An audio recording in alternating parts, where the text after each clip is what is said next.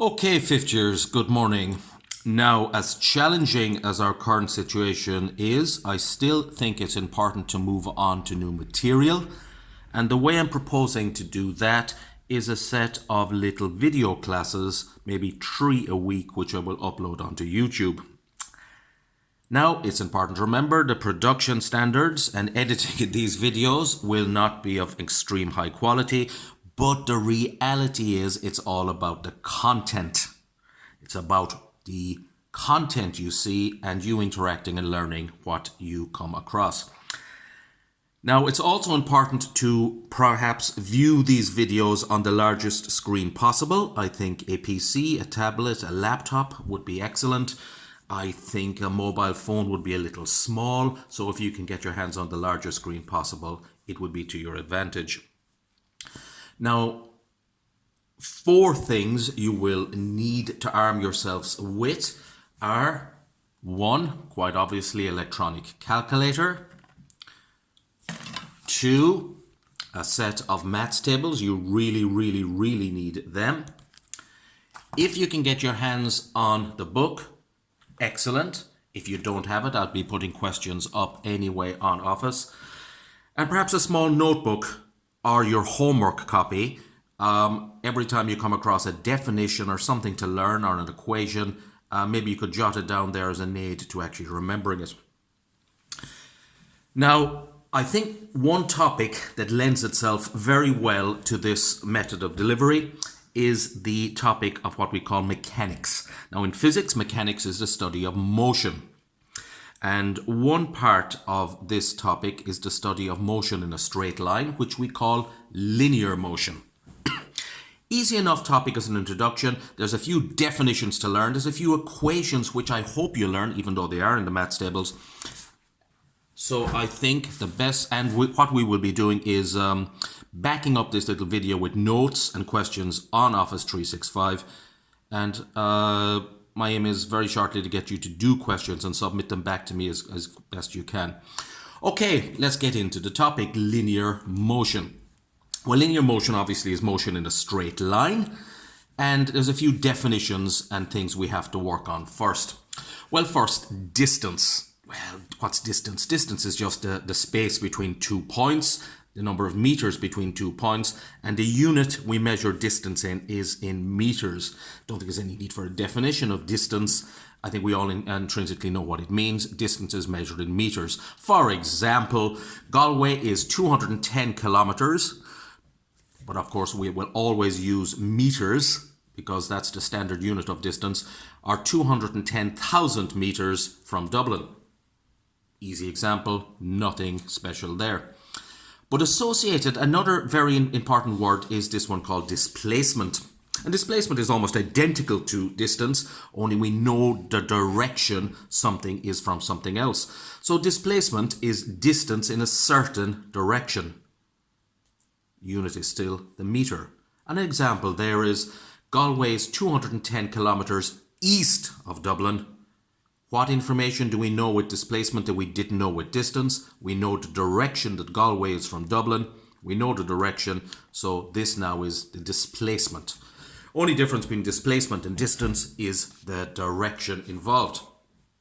Easy enough so far. Let's get on to the next little bit. Well, the next little bit is something that you've all probably come across in junior cert already, and it's speed. Well, the definition of speed is distance divided by time. It is how far you go and what time you take to go that distance divided by each other. Distance divided by time, speed, and the units of speed are the meters that we're going to use, are meters per second. How many meters something goes in a second on average. And we write it meters/seconds, meters per second. That's a more older way of doing it. It's still quite valid. But the more modern way of writing the units are meters seconds to the -1. And a little... Okay, perfect. The next phrase, the next word you will need to understand, the next concept, is called velocity. Now, velocity is exactly the same as speed, only we know the direction something is going in. So we often say velocity is speed in a given direction. Even up to Leaving Cert Honours, that would still get full marks in an exam. But there's a more interesting way of mentioning velocity or defining velocity, and we say velocity is the rate of change of displacement with respect to time. Displacement is your distance from a fixed point in a given direction, and how far you're moving away from a fixed point per second is called your velocity. Another way of looking at velocity is using a formula. Velocity is displacement over time. And that is very, very similar to speed equals distance over time. Only what does displacement have that distance doesn't? Well, displacement has the direction. So velocity is distance in a certain direction over time. It's important to memorize any one of those. Most people remember speed is in a given direction as velocity, but I think it's very important to maybe get that one in words too. Rate of change of displacement with respect to time. Obviously, velocity has the exact same unit as speed. It's meters per second, but as I said earlier, it is more commonly written meters seconds minus 1 these days. Okay, no problems there. They're easy enough definitions to learn. A quick example, the difference between speed and velocity. Well, Usain Bolt runs at 10 meters per second. Usain Bolt runs at 10 meters per second. That, of course, is his speed. Usain Bolt runs 10 meters per second towards the south. That now is his velocity because we know the direction that he's going in. Okay, distance, displacement, speed and velocity, those definitions you need to learn. Well, of course, quite clearly, objects don't keep going at the same speed. They don't keep going at the same velocity all the time. That's where we've got this new concept here called acceleration. Now, acceleration is something very, very important. Acceleration is really a measure of how quickly something's velocity is changing. You're in a car, you press the accelerator, your velocity increases. Something jumps out in front of you, a cat, you slam on the brakes, your velocity is decreasing. And how quickly your velocity increases or decreases is known as your acceleration. Let's take a little example here. Okay, here we've got a car. Yes, it is a car. My diagrams have not improved. Okay, let's put a few figures into this so we can do a little example. Let's say the initial velocity of the car is 0 meters per second. Another way of saying that is the car is at rest. That often comes up in questions. And the car accelerates, the car gains velocity, and sometime later the car is now rocketing on at 20 meters per second. And let's say the time taken to go from 0 meters per second up to 20 meters per second, the time taken, let us say, is 5 seconds. 5 and S is the symbol for second, but I often go SEC so you won't confuse the S with a 5. And we're going to be asked, what is the acceleration value for this car? Well, there's a nice little formula that I like to use for acceleration. It says acceleration equals delta V over T. Let's see what each part of this formula means. Well, A, of course, is the acceleration. Delta is a symbol often used in maths for a change in something, and delta V means the change in velocity. So all this means the change in velocity. And T stands for, and it's a small t, not a capital T, the time taken. Not the time on the watch, just the time taken to go from one velocity to a different velocity. So let's just fill in our values here. Acceleration will be equal to the change in velocity. Well, what's the change in velocity of this car? Well, it started at 0, it went up to 20. So it ended at 20, it started at 0. So we're going to write down 20 minus 0 is the change in velocity. How long did it take to achieve that change in velocity? 5 seconds. So we can do a bit of maths here. 20 minus 0 is 20 divided by 5. And 20 divided by 5 is usually 4. So the acceleration value of the car is 4. Well, 4 what? What are the units of acceleration? Well, the car got 4 meters per second faster in every one of those 5 seconds. The car started at 0 meters per second, a second later was going 4, a second later was going 8, a second after that was going 12, a second after that was going 16, that's after 4 seconds, and after 5 seconds it had gone up to 20. So the car is getting 4 meters per second faster every second that it's moving. And that is the acceleration of the car.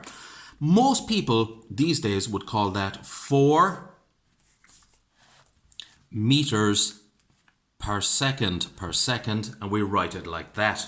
Now it's very, very, very important to note that velocity is measured in meters per second and written like that. Acceleration is meters per second squared and written like that. Acceleration is defined as the change in velocity over time. We got the change in velocity of the car, 20 meters per second. We divided it by the time taken, 5 meters per second, and bingo, there's our acceleration value with the appropriate units. If you don't understand the units, learn them. The understanding will come later. There's another formula I like to use for acceleration, and it's really the same as that one up there, because it's quite obvious that not always the starting value will be 0. It could be anything. The final value won't always be 20. It could be anything. The time taken won't always be 5. So let's just go generalize a little bit.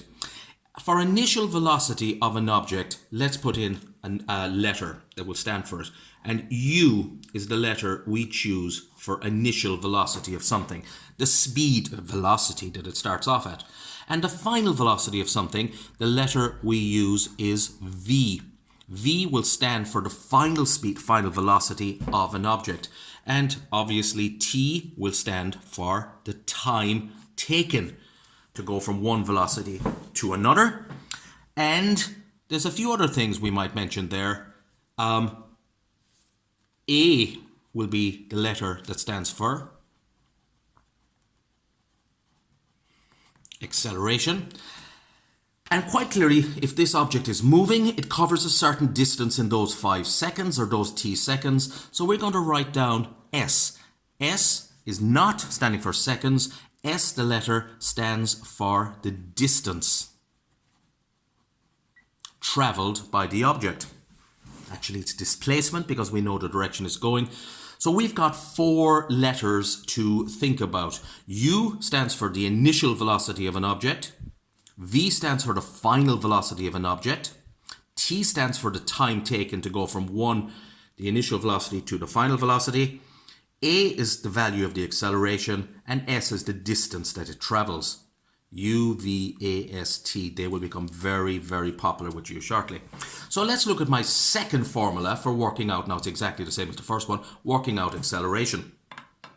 Well, if acceleration is the change in velocity, V minus U, the final velocity minus the initial velocity, it's the change in velocity, then we can quite clearly say that it would be V, of course, is 20 minus U, which is 0, over T, which is 5, and that would give us the exact same value as there.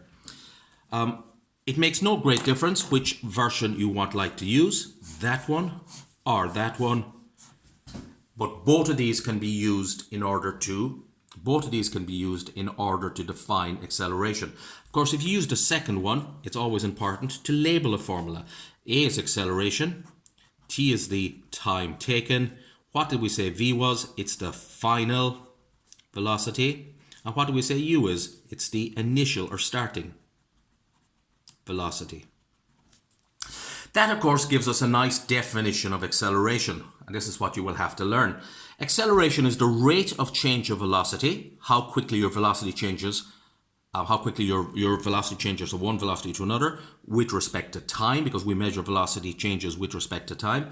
So that is a nice definition of acceleration, or you could simply use this definition of acceleration, and obviously you would have to label it.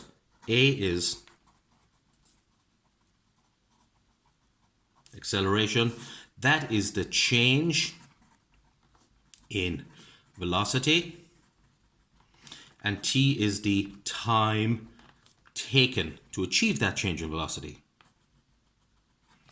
So what do you do now? Well, you pause the video and you learn acceleration in words and in labeled formula. Either tend to do when they ask you what is acceleration in a Leaving Cert exam. Okay, that's acceleration. We've actually done quite a lot of work now, but we're going to keep moving on. Okay, The really cool thing about mechanics is using very, very simple equations, you can predict and analyze the motion of anything, whether it's a rocket going to the moon, a plane landing, a football moving along a football pitch, some running. You can analyze their motion using very, very easy equations of motion, and there will be 3 equations of motion for you to learn. Well, you don't actually have to learn them. They're on page 50 of the maths tables. So let's have a quick look at these equations of motion. Well, these 3 equations help us to calculate everything about an object moving in a straight line. And they're easy enough. Okay, the first equation of motion is there, and we've seen this before. This clearly is the definition of what? Well, this is the definition of acceleration. So let's just label every part again. Can we remember what A stands for? A stands for acceleration. V stands for velocity. That is the final velocity of something. The velocity that it ends at. And U stands for the starting velocity, which we call initial velocity, which I suspect I've spelled wrong there, but I'm not going to worry about. And T stands for the time taken to go from one velocity up or down to another. Time taken. Now I'm going to do a little bit of maths, and it's really quite easy maths. I'm going to take that formula, and I'm going to cross multiply, because A is usually called A over 1. You don't normally put that in the definition, but A would obviously be A over 1. I'm going to cross multiply. I'm going to multiply 1 by V minus U, which I will get is V minus U, equals, and I multiply A by T, cross multiplying, and I get AT. What do I do next? I'm going to take the minus U over the equals. It becomes plus U, and I get V equals U plus AT. Now, it's really, really important if you're asked for a definition of acceleration and you give that formula and label it perfect. That formula and this formula here are exactly identical mathematically. They're just rearranged or changed around. And this formula here tends to be a bit more useful. This is known as the first equation of motion. And you don't have to learn it, because that first equation of motion is on page 50 of your maths tables. We'll look at that shortly. What is that equation of motion saying to us? Well, it's saying if something starts off at one speed, initial velocity, and ends up at another velocity, final velocity, then the final velocity equals the starting velocity plus the acceleration multiplied by the time taken. Okay, it's a simple enough formula. Now we're going to look at a little example of that formula and how we would actually use it. Okay, let's look at a question. A car starts off from rest, means it's not moving, and reaches a velocity of 40 meters per second after 15 seconds. Calculate the magnitude of its acceleration. Let's just go through that question now more forensically and underline a few things. See what they mean. A car starts off from rest. What does that mean? Well, that means the initial velocity of the car is 0 meters per second. It reaches a velocity of 40 meters per second. That's its final velocity. And it takes a total of 15 seconds to do that. Easy enough so far. Calculate the magnitude of its acceleration. Well, magnitude just means the size of its acceleration. You'll often see that word in Leaving Cert questions. It just means size. Don't ever worry too much about it. So we're actually asked to calculate the acceleration. Well, we've actually come across a definition for acceleration, a formula for acceleration. So we're going to use that formula to calculate the acceleration. But before we do that, let's be very, very clear. Normally when I do these questions, I write down U, V, A, S, T on the side of the page like that. And even though I wouldn't normally put in what they mean, for the first time, let's see exactly what they mean. What does U stand for? It stands for the starting velocity of the object. And what's the starting velocity of our object here? Well, it said the starting velocity was rest. So the starting velocity is 0 meters per second. The final velocity, V stands for the final velocity, and that we are told that comes up to a velocity of 40 meters per second. I would always write those down, but I wouldn't always write that down. What's the acceleration of the car? Well, that's the question. That's what we're looking for, the acceleration. So I'm going to put a question mark in there to say, what is the acceleration? What's the distance the car travels? Well, that's not told to us at all in the question, and we're not asked what it is, so we don't really care what the distance is. We're not looking for it. And the time taken to go from one velocity up to another, that's t, and we're told t is 15 seconds. SEC for seconds. You can put S if you want. Remember, SEC I use, so you won't confuse the S with a 5. Okay. Well, what do we do now? We want to calculate the acceleration of the car. Well, I think the easiest thing is write down the definition of acceleration. Acceleration is v minus u over t.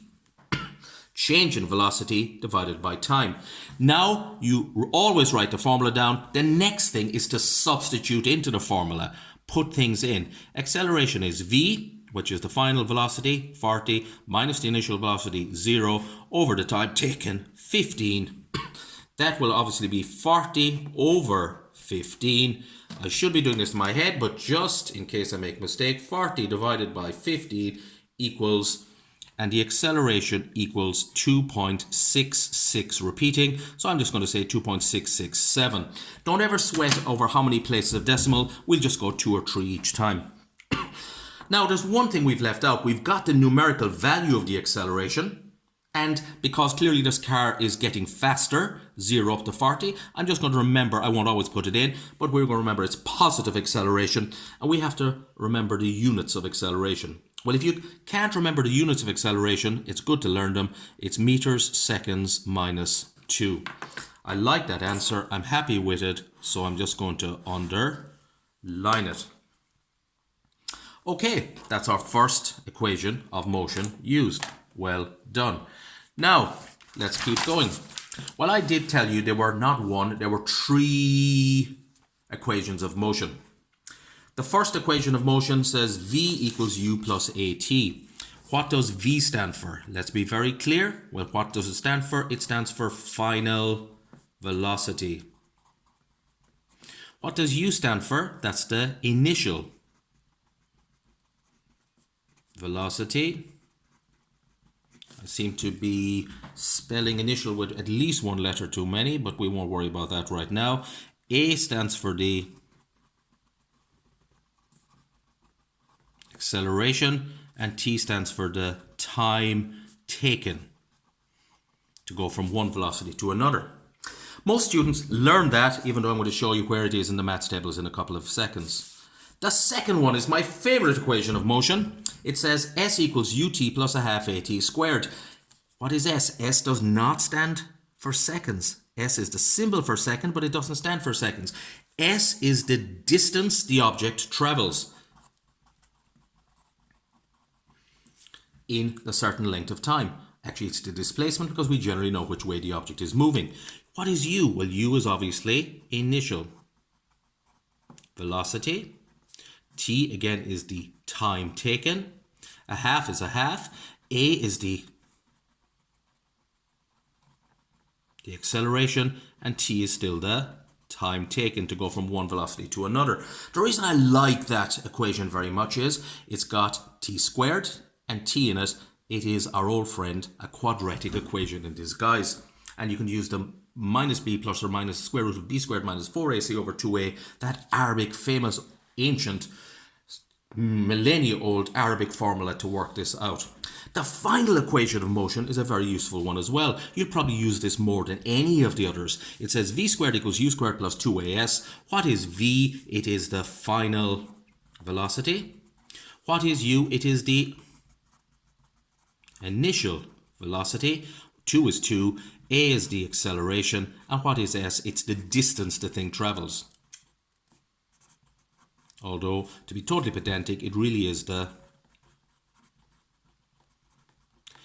displacement, because we will always know the direction the object that we're investigating is moving. Now, those, most students would simply learn them off because they will use them so often. But if you can't do that, then you will go to your maths tables on page 50. And on page 50 of your maths tables, you will find those formula. V equals U plus AT, S equals UT plus a half AT squared, and V squared equals U squared plus 2AS there in the middle of page 50. Of course, you won't get an explanation of what V, U, AT, and S are. You will have to remember what they are. Okay, we'll keep moving. They're the three equations of motion. Some people learn them. Some people just go to the maths tables. Okay, we're going to finish with a little example. And this is just an easy enough one. And I'll just show you the whole example there. An airplane, lands at a speed of 32 meters per second. And it comes to rest after traveling a distance of 1.5 kilometers along the runway. Well, what do we want to know about the plane? Well, we want to know the average acceleration of the plane and how long does it take to stop on the runway. These are realistic enough values based on a plane arriving into Farnborough Kerry Airport. Okay, let's look at what we've got. Well, I will always go back over the question and now and have a quick look at what we've got. A plane lands at a speed of 32 meters per second. That is our initial velocity of the airplane. And it comes to rest. Rest means 0, so our final velocity will have to be 0. It travels a distance of 1.5 kilometers, but we don't put kilometers into this equation. The distance is 1,500 meters. And we want to get the acceleration of the plane. So what I would do now is I would write these things down. I would always on the left write down UVAST. What is U? Well, we said it was 32 meters per second was the starting velocity of the plane. The plane comes to rest on the runway, at least we hope it does. Meters per second, 0. The acceleration of the plane is what we're looking for. Question mark. And what is the distance the plane travels along the runway? We're told it's 1,500 meters. The time it takes to do that is something we're looking for as well in the second half of the question. Now I write down my three equations of motion. Well, what's the first thing we're looking for? The first thing we're looking for is the acceleration. So can I use the first formula? Well, it's got A in it. Can I use the second formula? It's got A. They've all got A in them. But what are the things that I actually have? I have U, I have V, I have S, and I have A. So I want a formula with U, V, A, and S in it. So which of those formulas will work? Well, quite clearly the first one won't work because even though it's got A, it's got T and I do not know T. The second one won't work for me because even though it's got A in it, I'm looking for acceleration, it also has T in it and I don't have the time. So the only one that's got U, V, A and S, U, V, A and S is the third formula there. So I'm going to have to use the third formula to work out the acceleration. So I write down that third formula, V squared equals U squared plus 2AS. I've immediately got marks for writing down and identifying the right formula. Now I'm going to substitute in what's V? V is 0 squared. What's U? It's 32 squared plus 2 times the acceleration, which I'm looking for, by the distance the plane travels, which we're told is 1,500. You notice I've just written down my formula and substituted in without doing any calculations whatsoever, and I've got probably 2/3 of my marks already. Then I square. Squaring 0 is 0, square 32 is 1,024, 2 by that is 3,000. Now I've got an equation, I've got to bring this over to that side. I bring the 1,024 over, it becomes minus. That's left with 3,000A there, but I don't want 3,000A, so I have to divide each side by 3,000 to get A. So I divide by 3,000, I divide minus 1,024 by 3,000, and I get 0.34. But I have not forgotten that minus must go in there. And what does that minus tell me? Well, what does it tell me about the plane? The plane has a negative acceleration. We often call this as D. Deceleration. The plane is actually slowing down. And of course, that's exactly what we want a plane landing to do. So we've got the acceleration value of the plane. It's minus 0.324 meters per second squared. You notice I actually made a mistake myself when I actually wrote out the units of acceleration. I corrected it very quickly. It's very important to get the correct units of acceleration and learn them. Now, because acceleration actually has a direction involved, there's a big difference between something accelerating and deaccelerating, getting faster or getting slower. We say that acceleration is a vector because it has a direction involved. We'll talk about that later. What's the second thing we were asked to get? What was the second thing we were asked to get? The time taken for the plane to slow down. Well, now we've got one extra bit of information. What have we got now? We've got U, V, S, and we've also got the A. So which of these formulas, we've used that one, which of these formulas would be best to get the time? Well, time is there, but it's squared. That's a quadratic. So it might be easier to use this one. Do we have V? Yes. Do we have U? Yes. Do we have A? Yes, we do now. And do we have T? Well, that's what we're looking for in the second part of the question. So in the second part of the question, we have a look. We're going to try to find T, and we're going to use V equals U plus AT. I substitute in V. The plane comes to rest, so it's the final velocity is still 0. The starting velocity of the plane was 32, plus the acceleration, which is minus 0.34 by the T. Formula, then substitute it in. Now I'm going to do the maths. Well, when I did the maths, I'm going to bring the 32 over, it becomes minus. That's equal to minus 0.34 over T. And then I divide, and I get T equals minus 32 over minus 0.34. Obviously, those minuses will cancel away to 1. And I get the time equals 94.1 seconds for the plane to stop on the runway. That sounds like a kind of a long time, but then Kerry Airport has a long runway. Okay, that's a nice little example. So I think after 31 minutes, did not really expect to go that long. What do you need to learn? What do you need to learn from all this? Well, you need to learn what is displacement. It's distance in a given direction. What is speed? Speed is distance over time. What is velocity? Velocity is speed in a given direction or the rate of change of displacement with respect to time. Learn the definition. What is acceleration? Learn the definition in words and in a formula. Then there's those 3 equations of motion, which lots of students learn, but they're always there on page 50. Right, I will hopefully go a little bit shorter with the next one. And what my aim is with this topic is for you to get to use those formulas and be giving me back work rather than me just talking to you. Thank you.